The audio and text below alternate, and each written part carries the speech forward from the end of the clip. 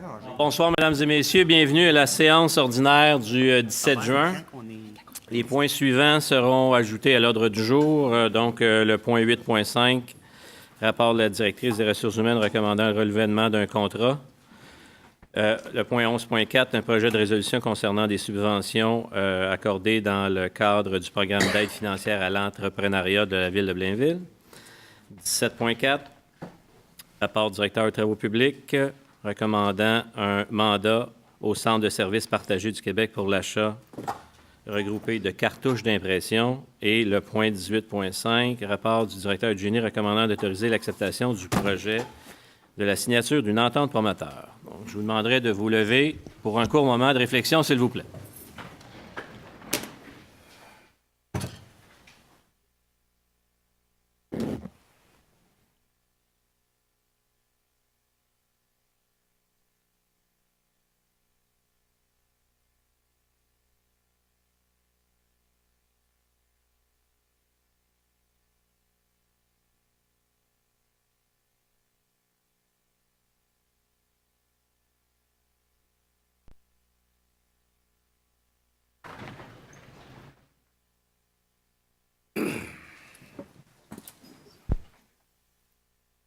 On passe immédiatement au point 2, le mot du maire.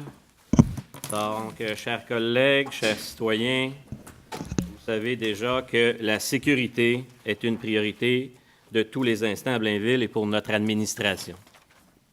Le 2 juin dernier, entrait en vigueur la garde permanente en caserne pour nos pompiers, faisant suite à l'entente survenue entre le Syndicat des pompiers du Québec, section Blainville, et la Ville.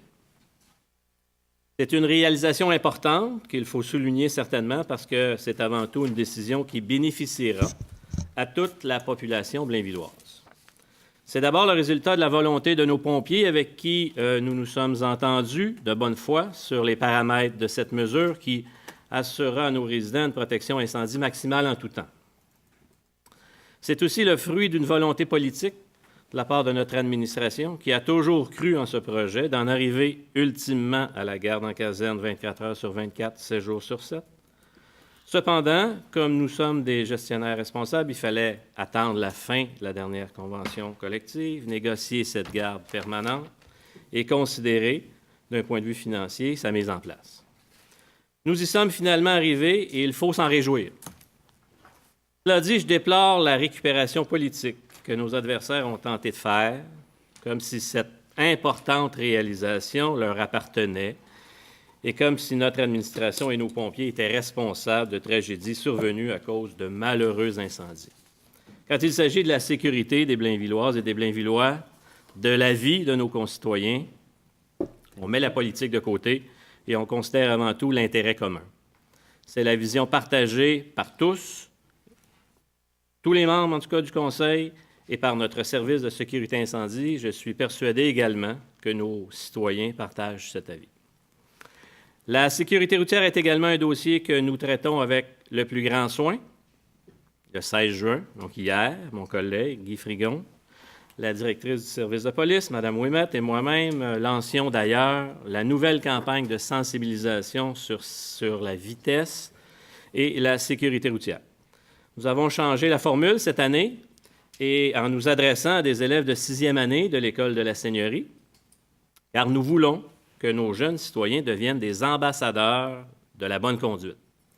Cette campagne 2014 consiste à conscientiser les conductrices et conducteurs à l'importance de faire les bons choix au volant, décider de rouler à une vitesse réglementaire, ne pas consommer de drogue ou d'alcool avant de prendre le volant, être plus courtois sur les pistes multifonctionnelles. Évitons de faire les premières pages des journaux pour une mauvaise décision qui résulte d'un comportement irresponsable et prenons les bonnes décisions. Les Blainvilloises et les Blainvillois recevront dans les prochains jours un dépliant décrivant la campagne, ses activités, ses concours, dont les selfies, qui sont toujours très populaires auprès des jeunes. N'hésitez pas à télécharger les applications Mode Conduite et Éducalcool sur vos cellulaires et à acheter des coupons Cool Taxi pour vos jeunes. Je vous informe également que la campagne d'urbanisme durable sera mise en branle le 26 juin prochain. Vous surveillerez cette campagne dans le Blainville en couleur, les hebdos locaux, le site ozoneurbaine.ca et les outils de communication qui seront diffusés. Je voudrais maintenant répondre au citoyen Alain Legros, qui avait posé une question à la dernière séance du Conseil et qui sous-entendait que nos surplus accumulés atteignaient 25 millions de dollars. Je vous avouerai que nous avons eu du mal à saisir ces propos. Mais après avoir effectué des recherches et analysé sa question, nous en avons conclu qu'il voulait sûrement parler des excédents accumulés affectés, car les surplus accumulés non affectés ont atteint 8 millions au 31 décembre 2012 et non pas 25 millions.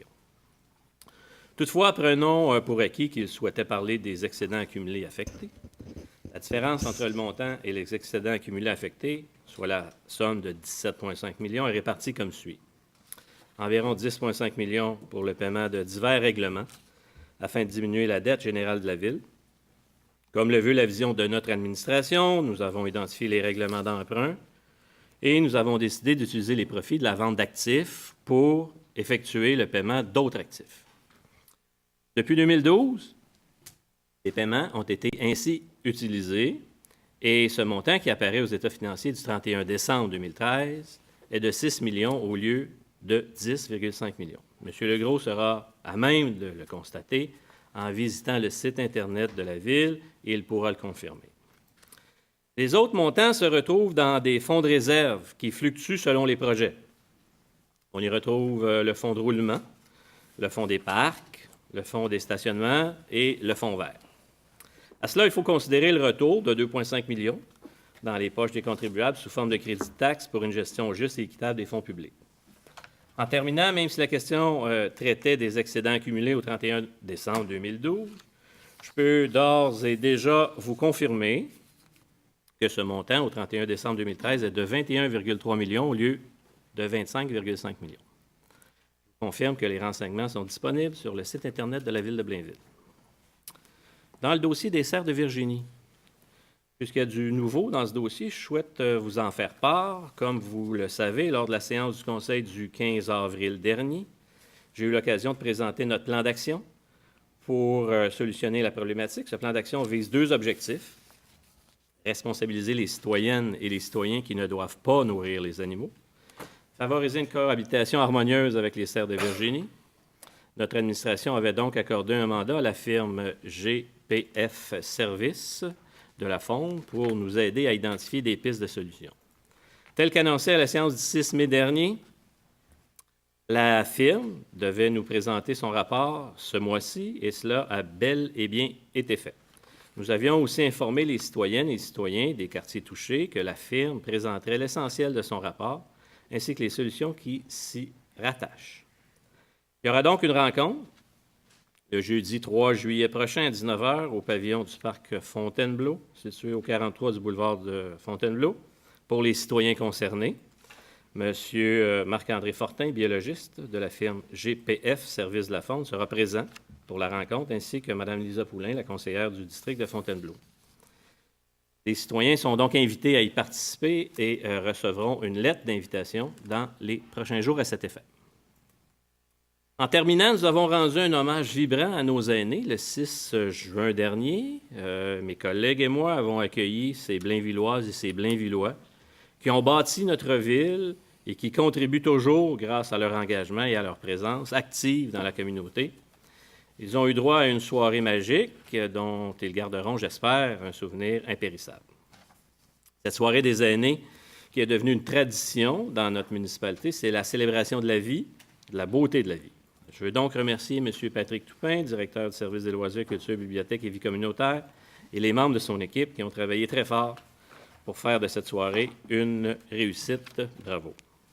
Par ailleurs, souhaitant souligner l'apport précieux des bénévoles à la vie municipale blainvilloise, la Ville tiendra sa soirée des bénévoles, ses soirées des bénévoles, les 25 et 26 juin prochains au Théâtre Lionel Groulx. Nous invitons toutes les personnes qui ont déjà reçu leur invitation à se procurer leur billet directement chez Odyssène. C'est une autre belle soirée qui promet. Merci beaucoup.